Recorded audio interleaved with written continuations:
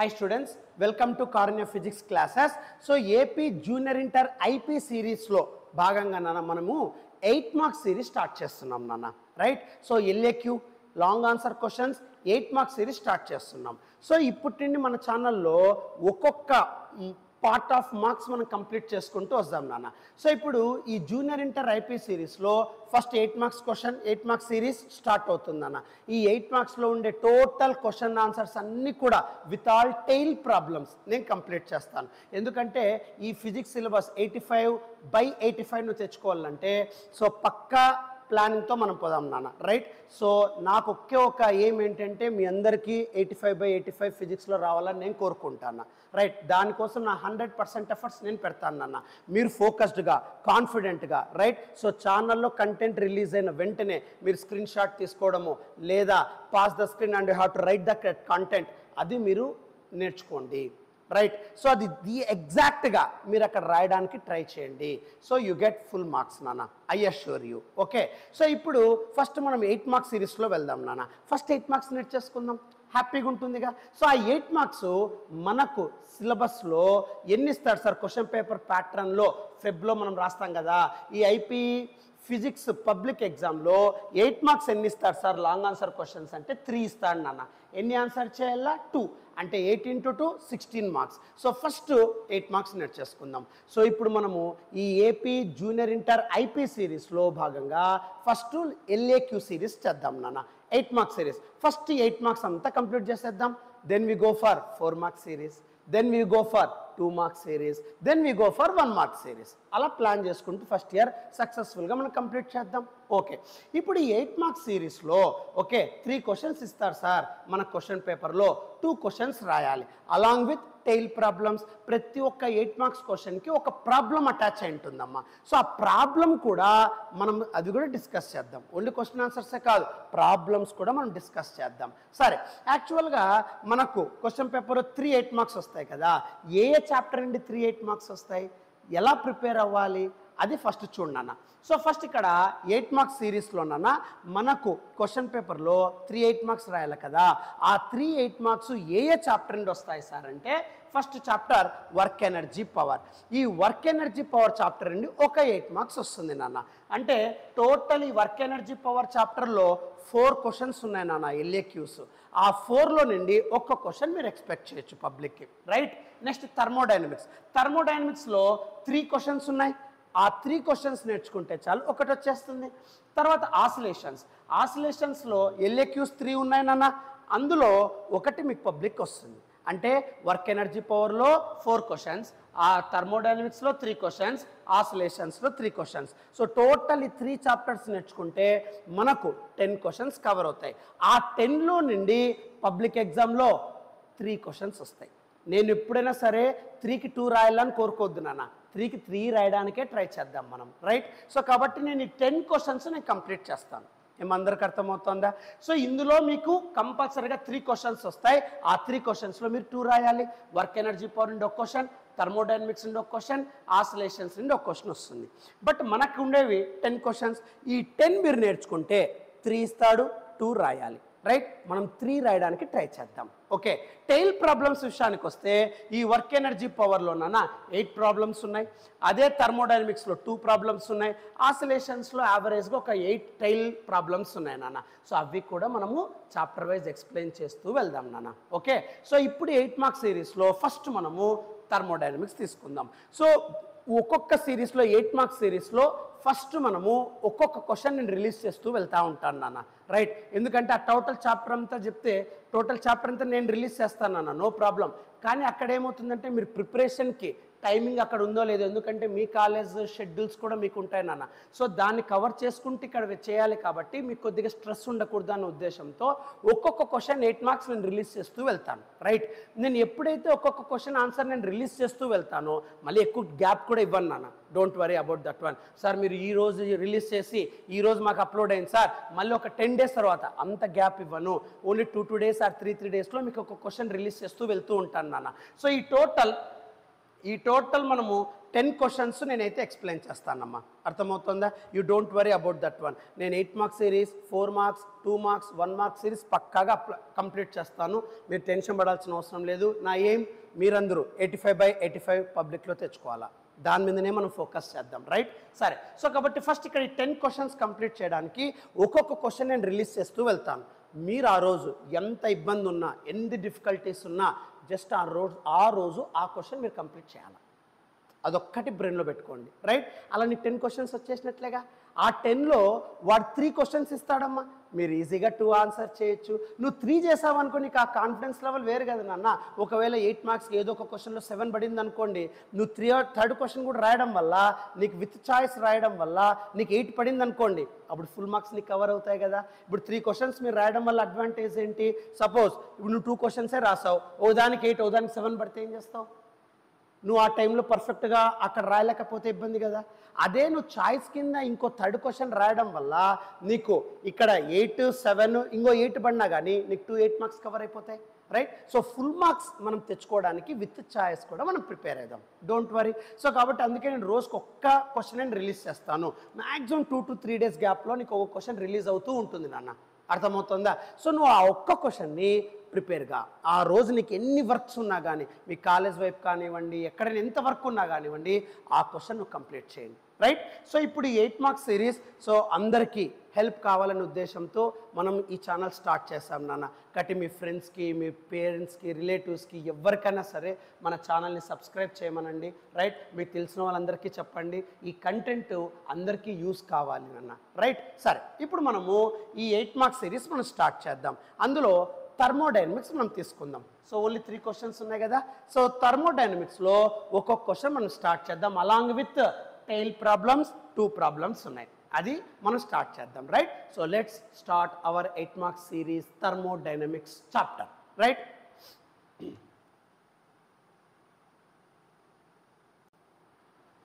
Right, so ఈ 8 marks సిరీస్లో నాన్న, ఓకే, థర్మోడైనమిక్స్లో ఓకే 3 క్వశ్చన్స్ ఉన్నాయి, 2 టైల్ ప్రాబ్లమ్స్ ఉన్నాయి.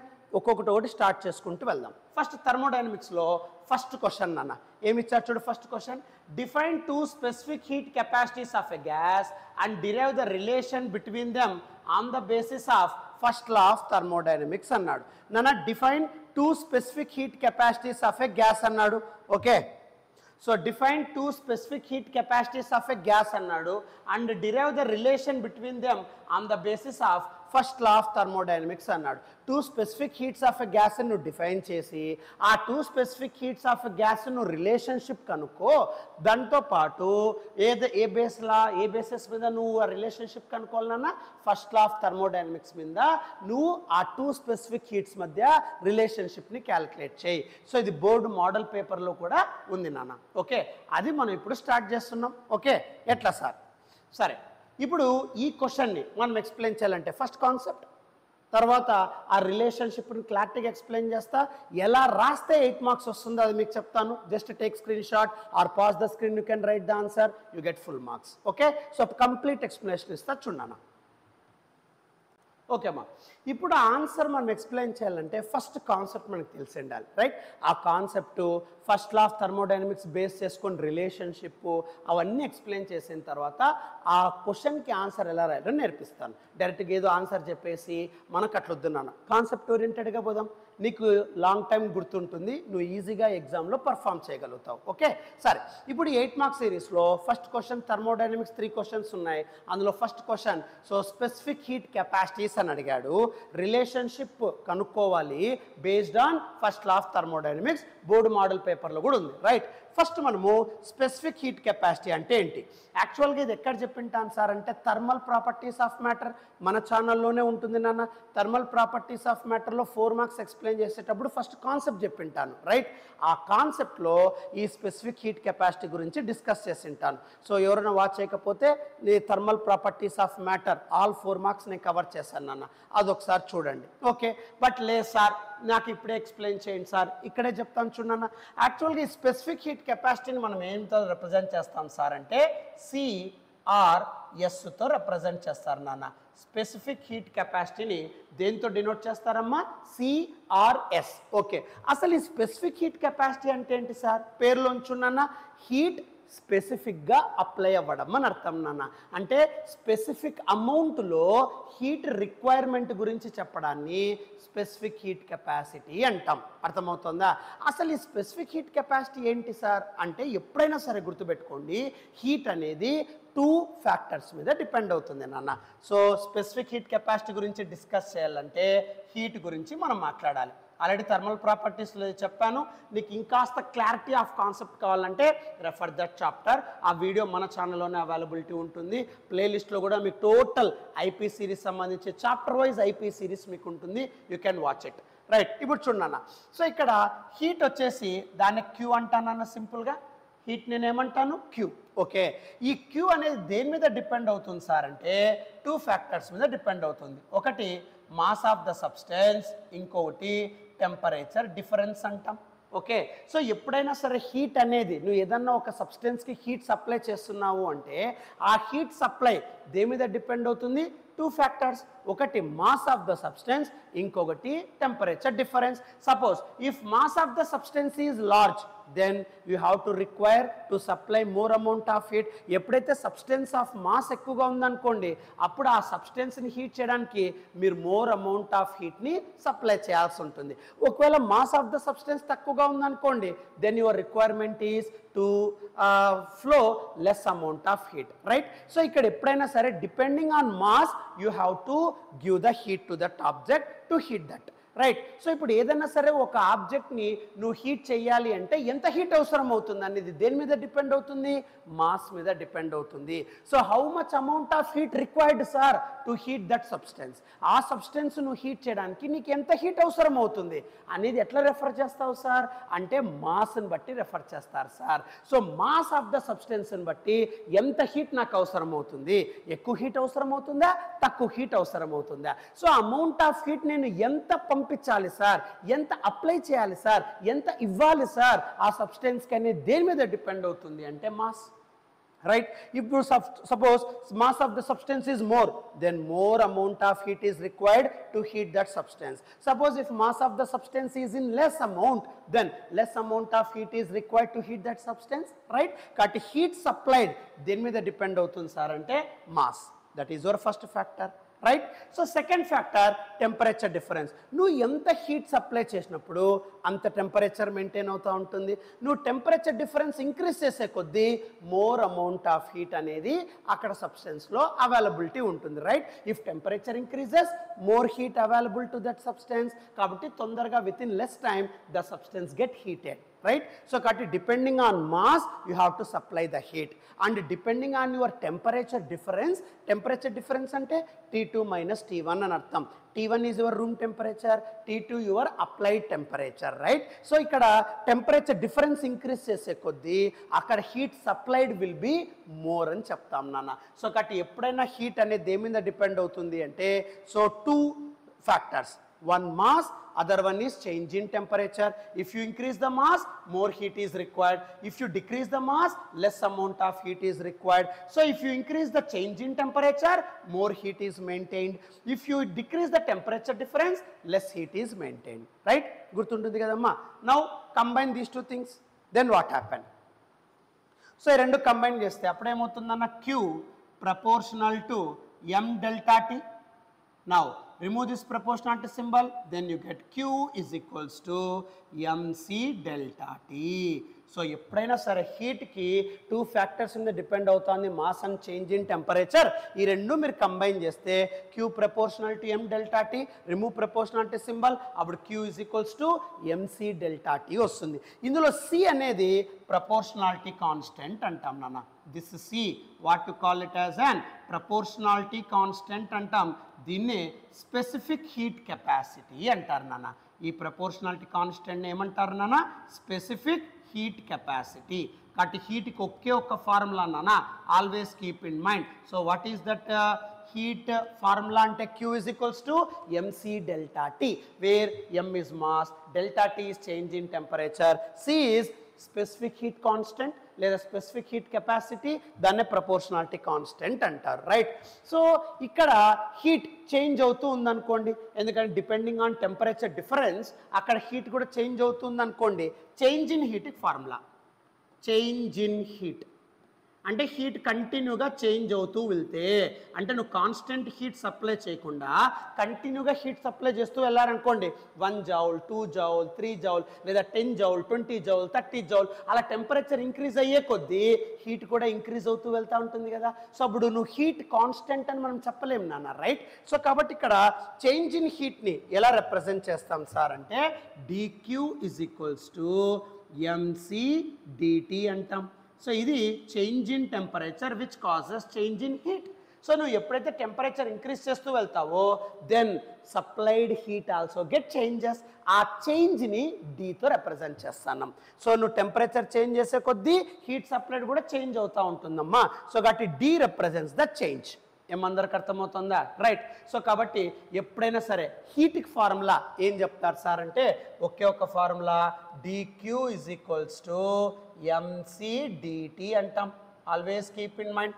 So put in box. So ఎప్పుడైనా సరే హీట్కి ఒకే ఒక ఫార్ములా ఏం చెప్తాం సార్ అంటే dq is equals to mc dt, right. ఇందులో c represents your specific heat capacity, m represents mass, dt అంటే చేంజ్ ఇన్ టెంపరేచర్, dq అంటే చేంజ్ ఇన్ హీట్. ఈ ఫస్ట్ ఫార్ములా బాగా గుర్తుపెట్టుకో, రైట్. Okay sir. ఇప్పుడు ఈ స్పెసిఫిక్ హీట్ కెపాసిటీ ఏదైతే ఉందో ఇక్కడనా, ఈ స్పెసిఫిక్ హీట్ కెపాసిటీ ఏదైతే ఇక్కడ ఉందో ఈ specific heat capacity always divided into 2 types. అర్థమవుతుందా? ఈ స్పెసిఫిక్ హీట్ కెపాసిటీ ఎన్ని టైప్స్లో డివైడ్ అవుతుంది నాన్న?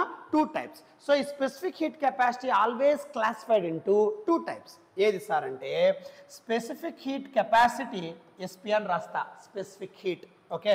Specific heat capacity okay at constant pressure అంటాం నాన్న. Specific heat capacity at constant pressure. So specific heat always divided into classified into 2 types. అందులో first one specific heat at constant pressure. దాన్నే specific heat అంటే సితో denote చేస్తున్నాం కదా, constant pressure అన్నాం కాబట్టి సిపి అంటామమ్మ. Always keep in mind. So specific heat capacity at constant pressure. Next specific heat capacity, స్పెసిఫిక్ని ఎస్పీ అని రాస్తున్నాను అంతేనన్న. So specific heat capacity at constant volume. So always keep in mind, so specific heat capacity which depends on mass and change in temperature, dq is equals to mc dt. ఆ seen specific heat capacity proportionality constant అంటాం. ఆ specific heat capacity always divided into 2 types. One is specific heat at constant pressure, దాన్ని cp అంటాం. specific heat at constant volume, దాన్ని మనం cv అంటాం, right. ఇప్పుడు ఈ సిపి అంటే ఏమి, సివి అంటే ఏమి డిఫైన్ చేసి రిలేషన్షిప్ ఇవ్వు based on first law of thermodynamics అడిగాను. అదే 8 మార్క్స్. ఇవన్నీ తెలియకోకుండా నువ్వు అది రాస్తే ప్రయోజనం ఏముంది నాన్న, రైట్. సరే సార్, ఇప్పుడు దీన్ని ఎలా ఎక్స్ప్లెయిన్ చేస్తాం చూడన్నా, ఓకే. సో ఇక్కడ specific heat capacity divide into 2 parts, that is specific heat capacity at constant pressure, specific heat capacity at constant volume. సరే సార్, దీన్ని ఎలా డిఫైన్ చేస్తాం సార్? నెక్స్ట్ క్వశ్చన్ చూడన్నా. First specific heat capacity at constant pressure ఏంటి sir? దాన్ని define చేద్దాం. Specific heat capacity at constant pressure ఏంటి sir? Specific heat capacity at constant pressure చూడన్నా. So specific heat capacity at constant pressure ఏమంటే at constant pressure, జాగ్రత్తగా observe చేయి, జాగ్రత్తగా నేర్చుకోవడానికి ట్రై చేయి. అట్ కాన్స్టెంట్ ప్రెజర్ అంటే ఒక గ్యాస్ మీద కాన్స్టెంట్గా ప్రెజర్ అప్లై చేస్తే, ప్రెజర్ అంటే ఏమి? Force per unit area. అంటే యూనిట్ ఏరియా ఆఫ్ కంటైనర్లో ఉండే గ్యాస్ మీద మీరు ఫోర్స్ అప్లై చేస్తే, force acting on that area of the container of the gas, so కాబట్టి దాన్నే ప్రెజర్ ఆఫ్ ద గ్యాస్ అంటాం, రైట్. సో ఇప్పుడు అట్ కాన్స్టెంట్ ప్రెజర్, ఓకే అమ్మా, అందరికి అర్థమవుతుందా what I'm telling, right. So CP అంటే అట్ కాన్స్టెంట్ ప్రెజర్, ఏమర్థమవుతుందా? The quantity of heat required, the amount of, so జాగ్రత్త వచ్చున్నా, at constant pressure the quantity of heat necessary to increase the temperature of 1 mass of gas through 1 degree centigrade అంటాం. So దాన్ని మనం simply what to call it as an, so specific heat capacity at constant pressure. So specific heat capacity at constant pressure em cheptam, at constant pressure the quantity of heat necessary to increase the temperature of unit mass of gas through 1 degree. Okay, దాన్ని మనము specific heat capacity at constant pressure అంటాం. ఇక్కడ ఏం చెప్తున్నాం, constant pressure దగ్గర the quantity of heat necessary, పదాలు జాగ్రత్త గుర్తుపెట్టుకో, at constant pressure the quantity of heat necessary. Okay, అంటే ఎంత హీట్ అవసరం అవుతుంది, జాగ్రత్తగా ఆలోచించే. కాన్స్టెంట్ ప్రెజర్ దగ్గర నువ్వు యూనిట్ మాస్ ఆఫ్ గ్యాస్ని ఒక్కొక్క డిగ్రీ ఇంక్రీజ్ చేయాలంటే ఎంత హీట్ అయితే అవసరం అవుతుందో దాన్నే specific heat at constant pressure అంటాము అంటున్నాడు. ఇంకొకసారి చూడు, నీ దగ్గర ఒక కంటైనర్లో యూనిట్ మాస్ ఆఫ్ గ్యాస్ ఉంది. ఆ యూనిట్ మాస్ అంటే 1 kg లేదా 1 గ్రామ్, రైట్? సో ఒక యూనిట్ మాస్ ఆఫ్ గ్యాస్ తీసుకుంటానో ఒక్కొక్క డిగ్రీ ఇంక్రీజ్ చేస్తూ వెళ్తూ ఉన్నావు టెంపరేచర్ని. అలా టెంపరేచర్ని ఒక్కొక్క డిగ్రీ ఇంక్రీజ్ చేస్తూ వెళ్ళినప్పుడు అక్కడ ఎంత హీట్ అయితే అవసరం అవుతుందో ఆ యూనిట్ మాస్ ఆఫ్ గ్యాస్ని ఒక్కొక్క డిగ్రీ మెయింటైన్ అవ్వడానికి ఎంత హీట్ అవసరం అవుతుంది, ఆ క్వాంటిటీ ఆఫ్ హీట్ని specific heat at constant pressure అంటాం. So at constant pressure the quantity of heat necessary to increase the temperature of, ఎంత హీట్ నీకు అవసరం అవుతుంది దేనికి sir, to increase the temperature, దేనికి sir, unit mass of gas through 1 degree. So unit mass of gas ఒక్కొక్క degree టెంపరేచర్ని increase చేయడానికి నీకు ఎంత క్వాంటిటీ ఆఫ్ హీట్ అయితే నెససరీ ఉంటుందో దాన్నే మనము specific heat capacity at constant pressure అంటాం. ఈ ఒక్క డెఫినేషన్ నేర్చుకుంటే ఇది ఫ్రీ, వండుకుంటే ఒకటి ఫ్రీ, రైట్? సరే ఏం సంచుండన్న, at constant pressure, okay, quantity of heat required, okay, at constant pressure quantity of heat required, లేదా at constant pressure the quantity of heat necessary to increase the temperature of unit mass of gas through 1 degree. అదొక్క పదం గుర్తుపెట్టుకోండి, unit mass of gas ఒక్కొక్క degree increase చేయడానికి నీకు ఎంతైతే heat అవసరం అవుతుందో ఆ క్వాంటిటీ ఆఫ్ హీట్ని మనము specific heat capacity at constant pressure అంటాం, రైట్?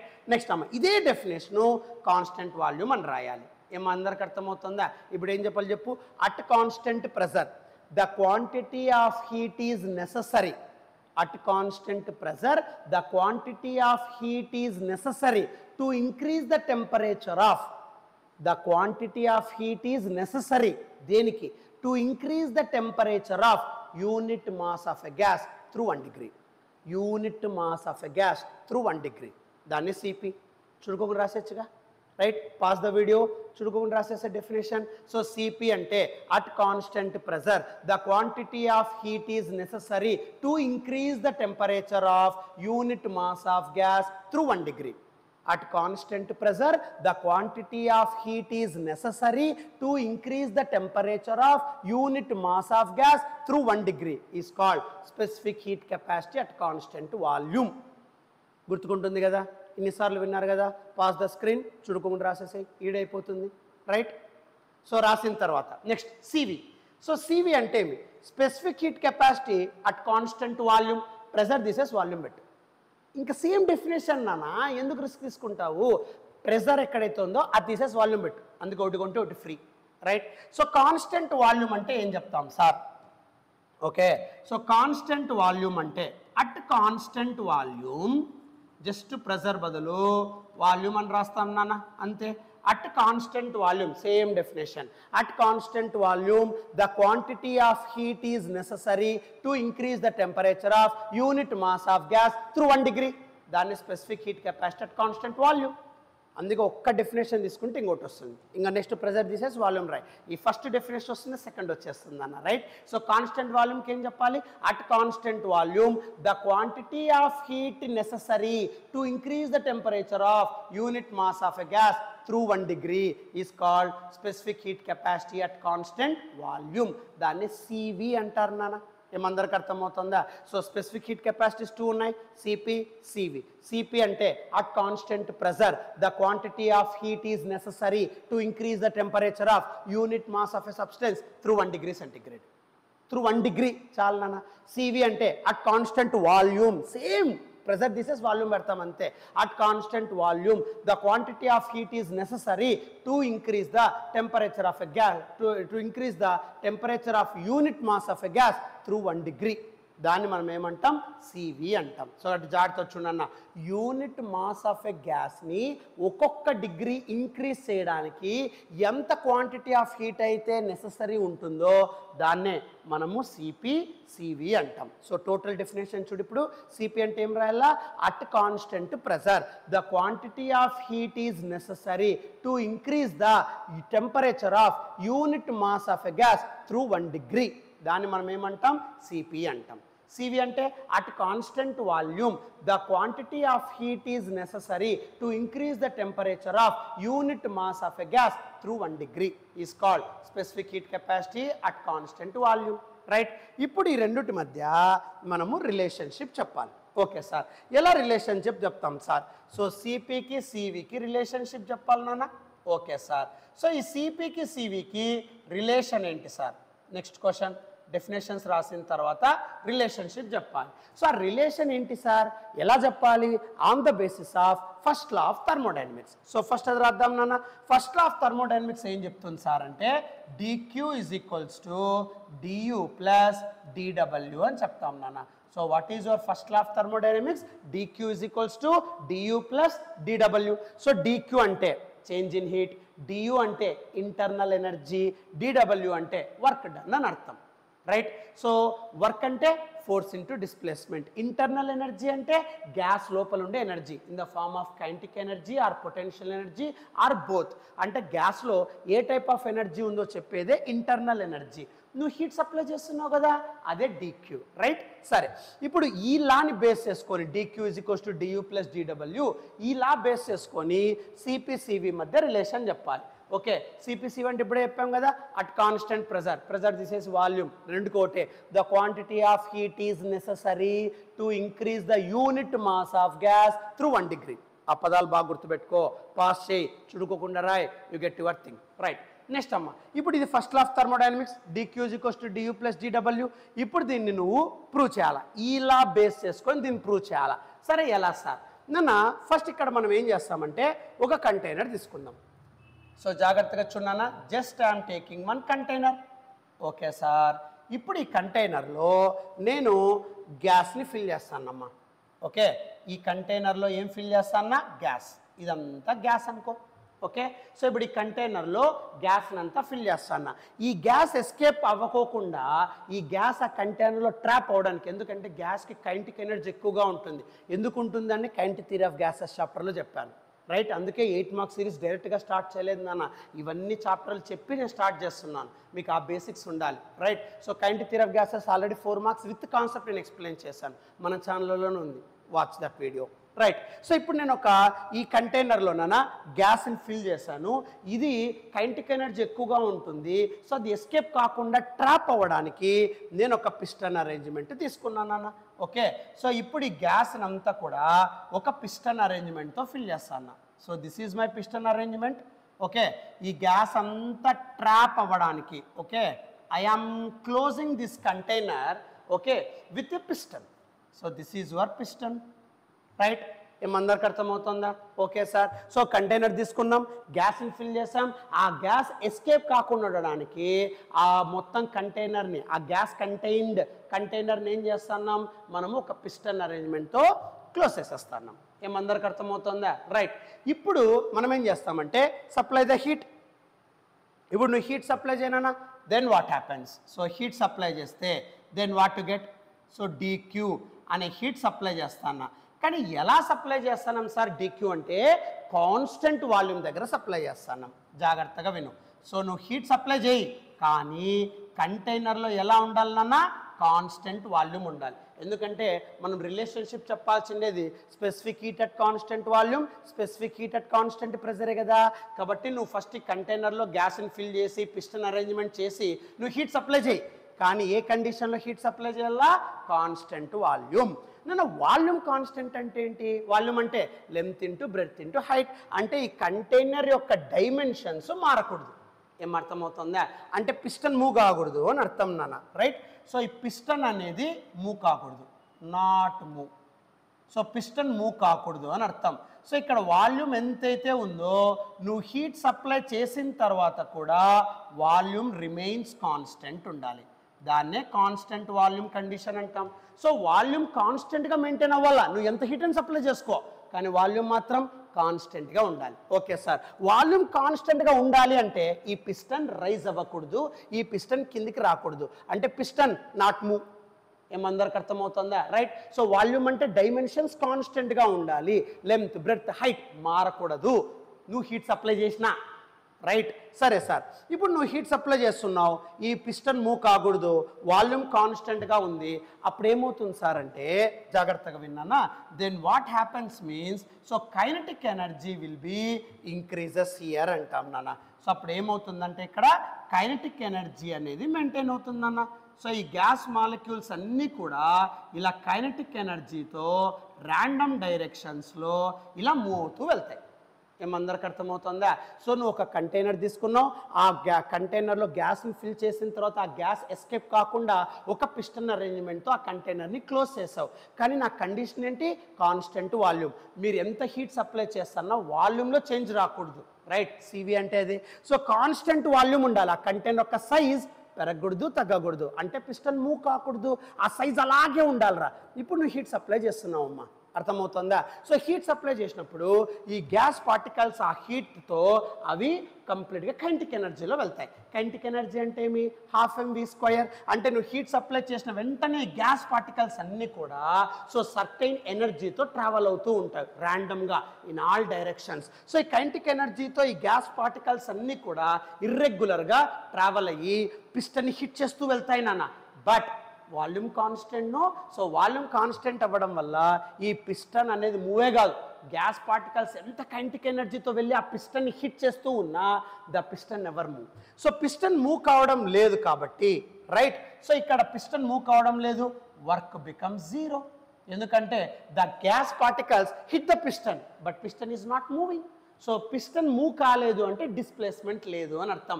డిస్ప్లేస్మెంట్ లేకపోతే వర్క్ ఉండదు, ఎందుకంటే W = force into displacement. If displacement zero then work is zero, కాబట్టి వర్క్ లేదు సార్. రైట్. ఇప్పుడు నువ్వు సప్లై చేసిన ఎనర్జీ అంతా ఓన్లీ కైనటిక్ ఎనర్జీలో ఉంది, అంతే కదా, ఎందుకంటే పిస్టన్ మూవ్ కాలేదు, వర్క్ లేదు, కాబట్టి నువ్వు హీట్ సప్లై చేసావు, ఇంటర్నల్ ఎనర్జీ ఉంది. ఆ ఇంటర్నల్ ఎనర్జీ ఏ ఫామ్లో ఉంది? కైనటిక్ ఎనర్జీలో ఉంది. ఏమందరికి అర్థమవుతుందా? కాబట్టి ఇప్పుడు ఇక్కడ ఏం రాసినానా, సివి దగ్గర జాగ్రత్తగా చూడు, కాన్స్టెంట్ వాల్యూమ్ దగ్గర వర్క్ అనేది లేదు. Okay sir. ఇప్పుడు ఓన్లీ నువ్వు సప్లై చేసే heat kinetic energy internal energy ఫామ్లో ఉందమ్మా, అంటే dQ = du, only internal energy, there is no work. So కాబట్టి అక్కడ dQ = du + dWలో W నేను తీసుకోవడం లేదు, ఓన్లీ dQ = du + dW. లేదు sir, work zero sir, the piston not moving. So నువ్వు సప్లై చేసే హీట్ వల్ల గ్యాస్ పార్టికల్స్ కైనటిక్ ఎనర్జీతో వెళ్తున్నాయి తప్ప అక్కడ ఎటువంటి డిస్ప్లేస్మెంట్ పిస్టన్ మీద మెయింటైన్ అవ్వడం లేదు. సో కాబట్టి వర్క్ డన్ జీరో, కాబట్టి dQ = du. బట్ మీకు ఇప్పుడే చెప్పాను నాన్న, కాన్సెప్ట్లో dQకి formula, use that one. So dQకి ఫార్ములా ఏంటి? సో dQకి ఫార్ములా నాన్న mc dt, but constant volume కదమ్మా, కాబట్టి C బదులు CV అని పెడతా, mCV dt = du. ఏమందరికి అర్థమవుతుందా? సో dQ ఫార్ములా చెప్పా, సో mc dt. సో ఇక్కడ కాన్స్టెంట్ వాల్యూమ్ కదా, C బదులు CV పెడతా అన్న, mCV dt = du. Clear? Take it as equation 1. అయిపోయా. రైట్. నెక్స్ట్ అమ్మ, ఇప్పుడు నెక్స్ట్ సిపి నాన్న. సో సిపి బేస్ చేసుకుంటే ఏమవుతుంది చూడండి నాన్న. So next target CP. So CP plan చేసుకుంటే ఏమవుతుంది సార్? ఇప్పుడు సిపి ప్లాన్ చేసుకుందాం నాన్న, ఇదే condition. Okay, CP I'm using. Right. ఇప్పుడు సిపి ప్లాన్ చేద్దామా.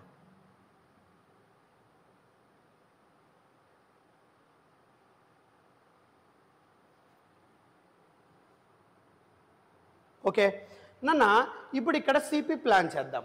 ఎలా సార్? నాన్న కాన్స్టెంట్ ప్రెజర్ పెడదాం రా. ఏం ప్లాన్ చేస్తాం ఇప్పుడు? కాన్స్టెంట్ వాల్యూమ్ అయిపోయింది కదా, నెక్స్ట్ ఏం చేస్తున్నాం? Constant pressure. So now I am applying constant pressure. Okay, constant pressure దగ్గర నువ్వు హీట్ సప్లై చేస్తే ఆ కంటైనర్లో ఉండే గ్యాస్ ఏమవుతుంది సార్, ఏం చెప్తుంది సార్ చూడన్నా. సో కంటైనర్లో గ్యాస్ ఎస్కేప్ కాకుండా piston arrangement, heat supplied, but what is the condition I'm applying? Constant pressure. So constant pressure నేను అప్లై చేస్తున్నా, హీట్ సప్లై చేస్తున్నా, but condition is constant pressure. Okay sir. So constant pressure దగ్గర heat supply చేయి. Okay sir.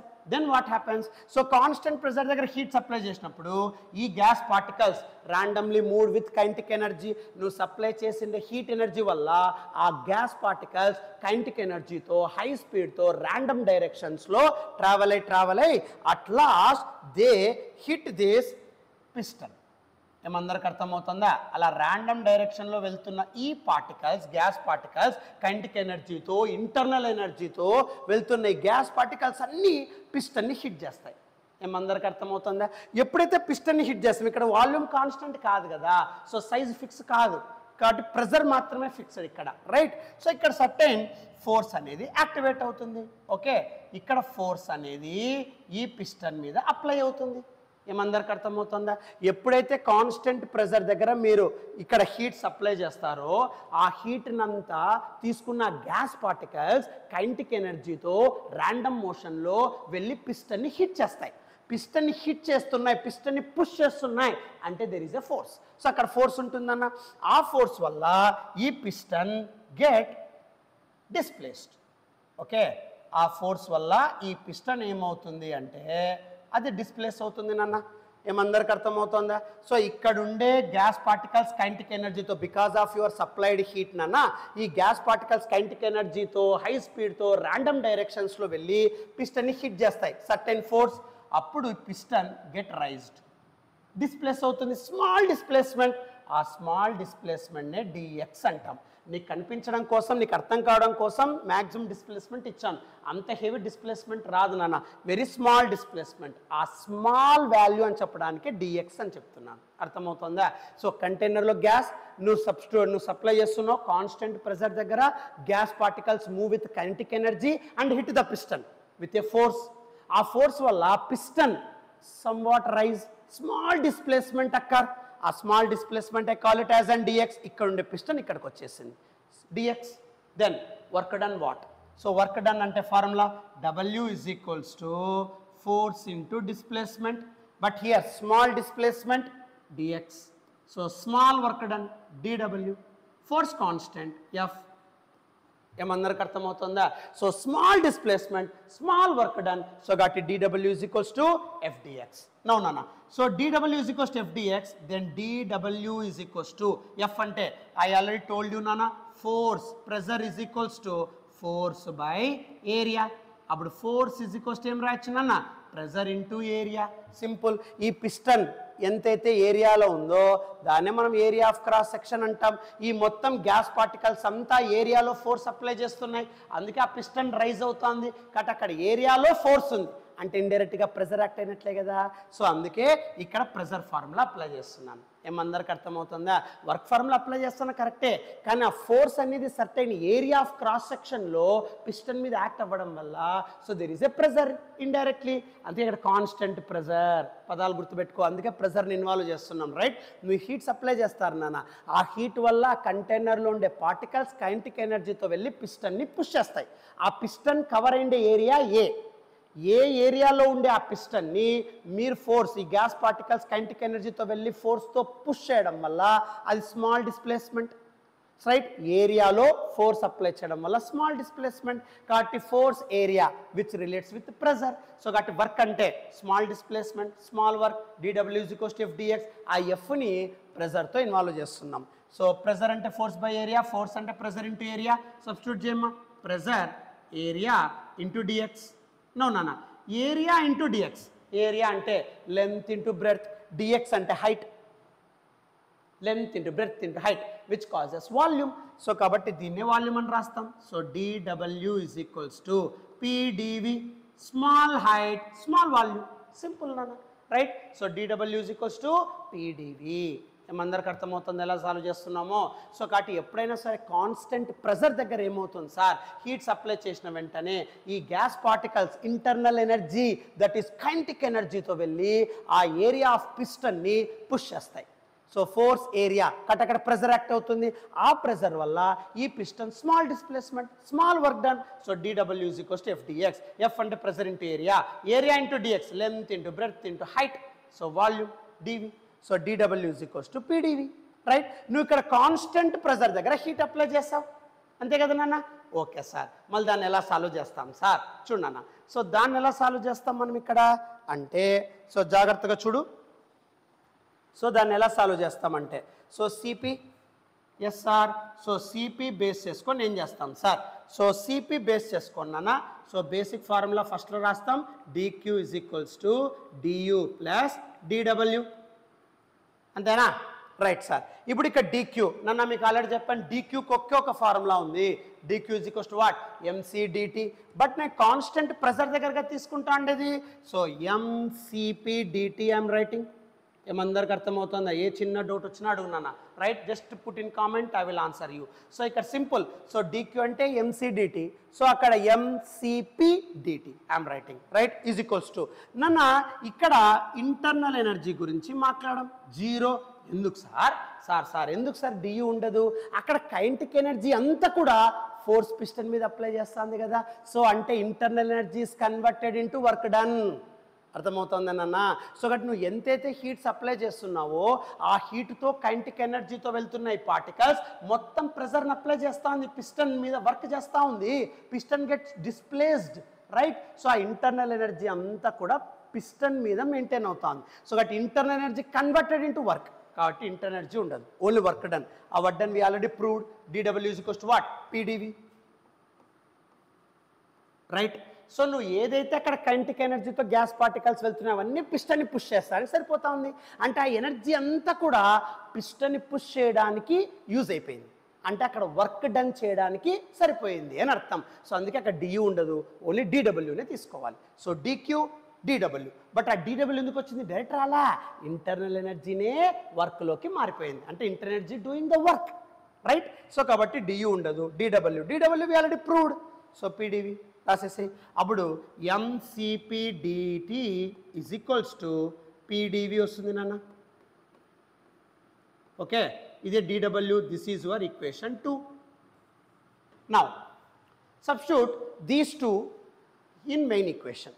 Okay, equation 1 equation 2 దీనిలో వేసేసాయి, then what to get నానా? అప్పుడు ఏమవుతుంది చెప్పమ్మా? సో ఈక్వేషన్ 1 ఈక్వేషన్ 2 దీనిలో వేస్తే dq అంటే ఇక్కడ ఉంచున్నానా, dq అంటే అర్థం ఇక్కడ dq PdV, right? So dq బదులు ఏం రాయొచ్చు అంటే mcp dt which is equals to PdV అని ఉంది కదా.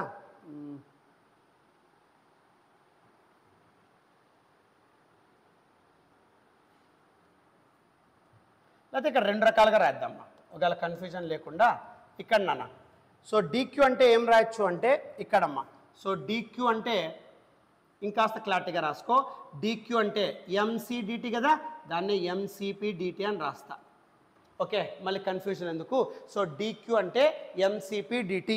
నెక్స్ట్ నువ్వు అప్లై చేసిండే వర్క్ వల్ల, నువ్వు అప్లై చేసిండే హీట్ ఎనర్జీ వల్ల, ఇంటర్ ఎనర్జీ, కైనెటిక్ ఎనర్జీ అదంతా వర్క్ చేయడం వల్ల పిస్టన్ గెట్ రైజ్డ్, ఆ వర్కే dW. కాబట్టి dq నువ్వు సప్లై చేసే heat at constant pressure, you already know formula mc dt, constant pressure కాబట్టి dq అంటే mcp dt.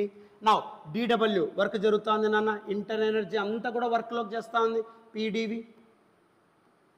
ఓకే, సో ఇదంతా ఈక్వేషన్ 2 తీసుకుందాం. ఇప్పుడు ఈ 2 ఈక్వేషన్స్ దానిలో వేసాయి, ఈజీగా వచ్చేస్తుంది, right? So simple, just constant volume అంటే ఈ సైజ్ ఫిక్స్డ్ కాబట్టి వర్క్ ఉండదు, కాబట్టి ఓన్లీ ఇంటర్ ఎనర్జీ మాత్రమే ఉంటుంది, du mcv dt అయిపోయా. నెక్స్ట్ ఇప్పుడు అలా కాదు సార్, ఇప్పుడు నువ్వు కాన్స్టెంట్ ప్రెజర్ దగ్గర హీట్ సప్లై చేస్తున్నావు సార్, అప్పుడు ఆ internal energy of kinetic energy అంతా కూడా ఆ పిస్టన్ మీద ప్రెజర్ అప్లై చేయడానికే సరిపోయింది. ఆ inter energy completely transfer into work done to raise the piston, right? So అందుకే dW is equals to FdX PdV.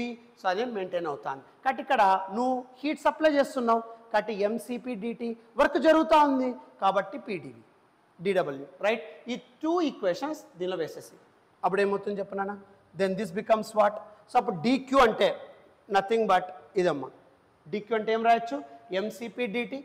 So mcp dt is equals to du du అంటే ఇక్కడ ఉంచున్న equation 1 du means what mcv dt mcv dt plus dw equation 2 లో ఉంచున్నానా pdv ఏమందరికి అర్థమవుతుంది ఆ terms ఎలా వచ్చాయో రైట్ సో కాబట్టి ఇక్కడ dq du ప్లస్ dw మనకి కన్ఫ్యూజన్ అయిపోతుంది అందుకే నేను సపరేట్ రాశాను నాన్న సో cvలో ఓన్లీ du మాత్రమే ఉంటుంది రైట్ సార్ నెక్స్ట్ cpలో అక్కడ dq ఉంటుంది dw మెయింటైన్ అవుతుంది అంటే నువ్వు సప్లై చేసిన heat that is mcp dt దానివల్ల వర్క్ జరుగుతుంది దట్ ఈజ్ pdv 1 2 3 ఈ 3 ఈక్వేషన్స్ దీనిలో వేస్తాను first law of thermodynamics so dq ఇక్కడ ఉందమ్మా mcp dt du ఇక్కడ ఉంది నాన్న so dw pdv no use it దాని ఇప్పుడు డెఫినేషన్స్లో మీరు అబ్జర్వ్ చేస్తే so at constant pressure or volume the quantity of heat is necessary to increase the temperature of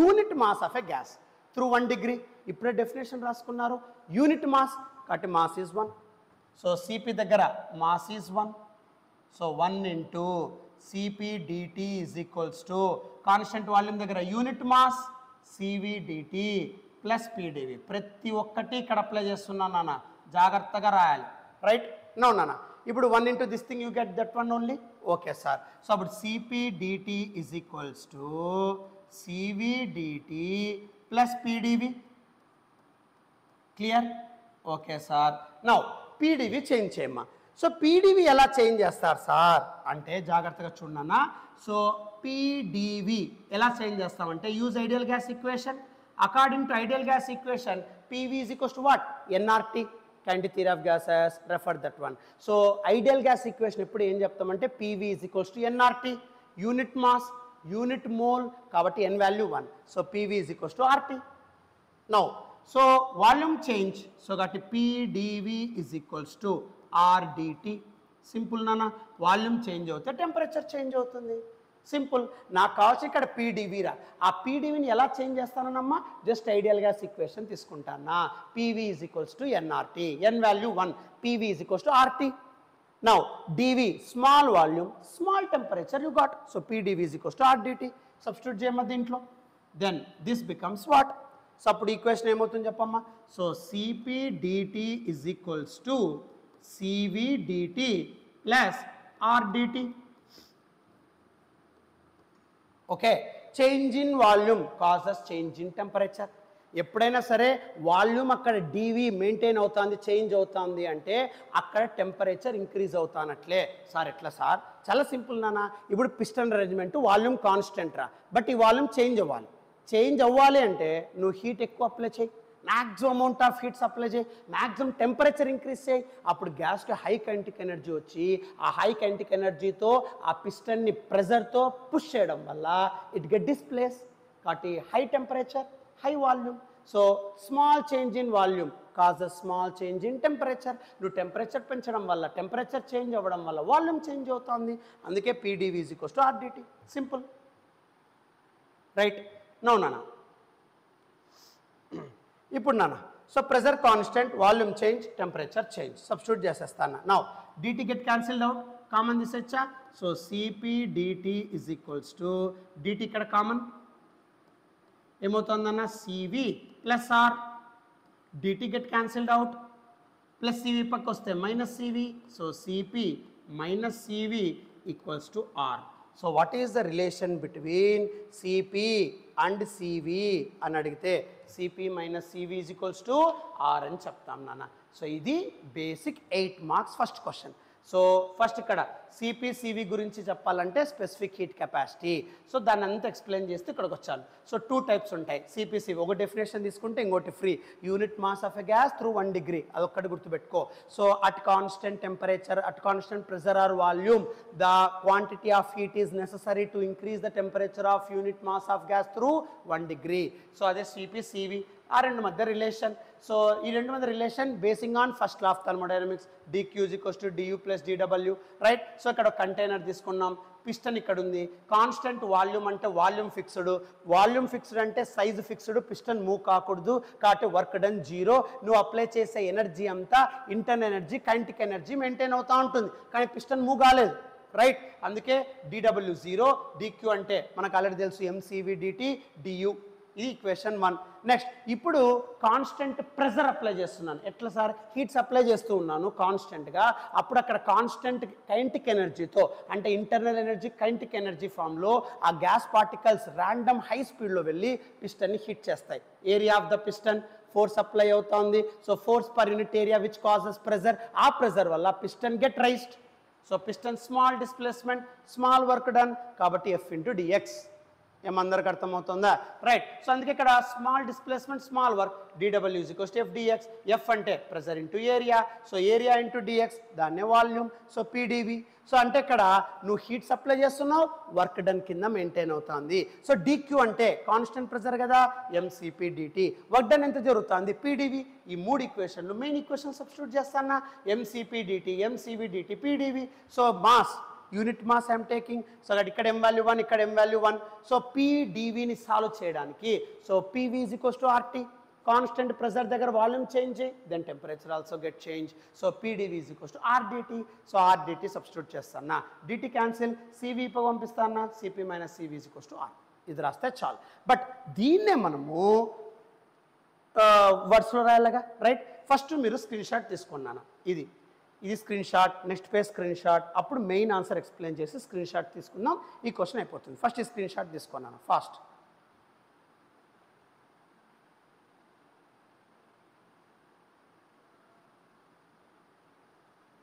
next ఈ పేజ్ స్క్రీన్ షాట్ తీసుకోమ్మా.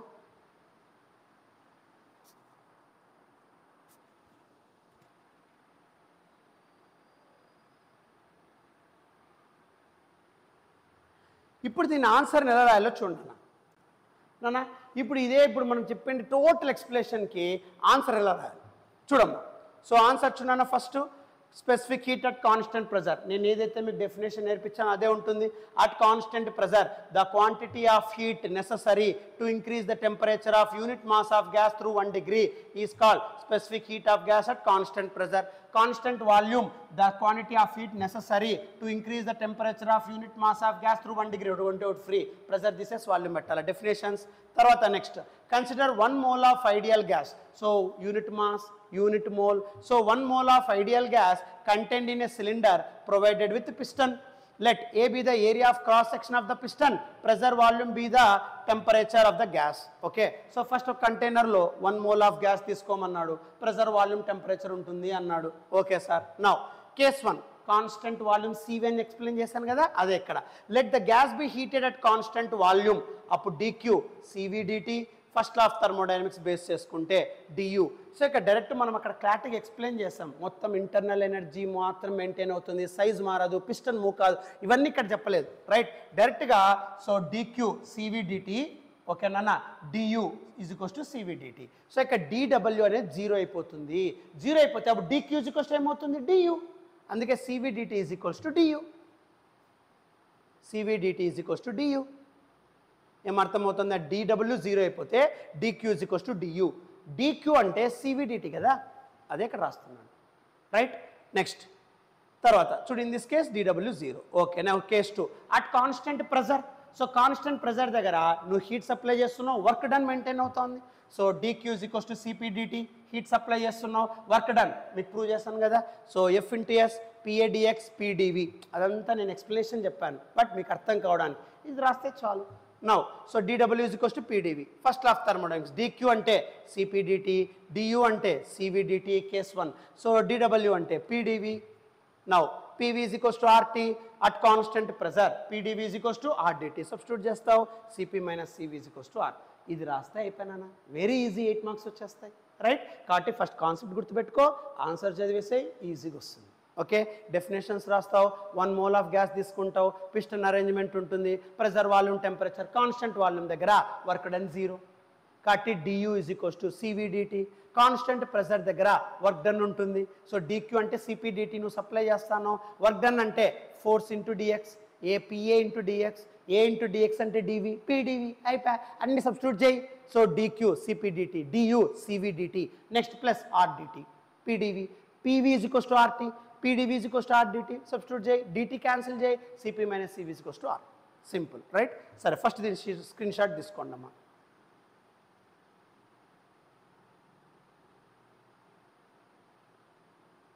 నాన్న ఈ స్క్రీన్ షాట్ పాసిబుల్ కాదేమో, ఇలా తీసుకోండి అమ్మా. ఫస్ట్ ఇటు వరకు స్క్రీన్ షాట్ తీసుకో.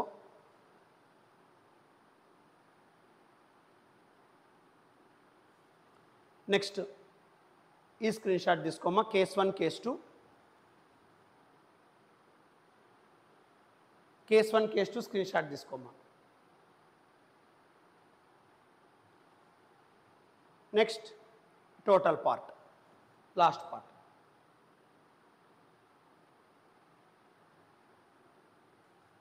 Right. So share, subscribe my channel to all your friends నాన్న. Thank you.